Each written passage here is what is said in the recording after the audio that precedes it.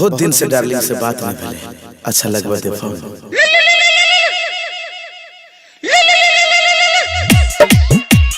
Hello ए किया हाल खबर? काका जोर से बात करो। अरे की भेलो की भेलो से?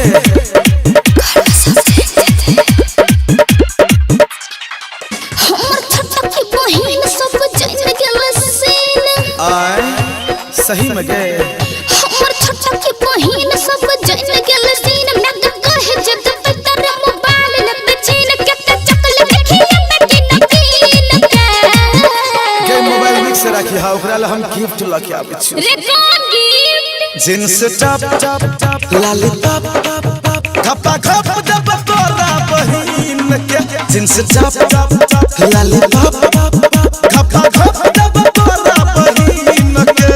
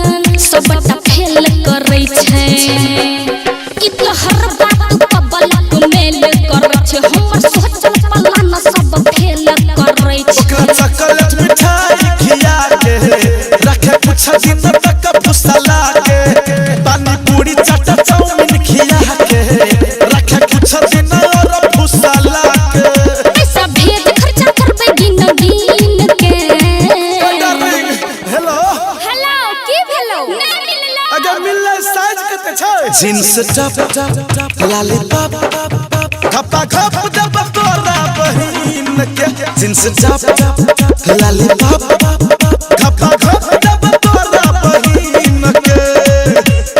सामान से देखतो तो खुश भ जतो। हां हां एते डालब मत मार, मोबाइल छीन लेता ना तब तोरा पता चलतो, तब तू बात करत रहिया।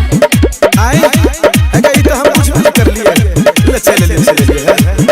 अब जल्दी आ ना, एकर कोई ठीक नहीं छे, एकर भरोसा नहीं छे केकरो कह देते घर में जान जते सब की कहते।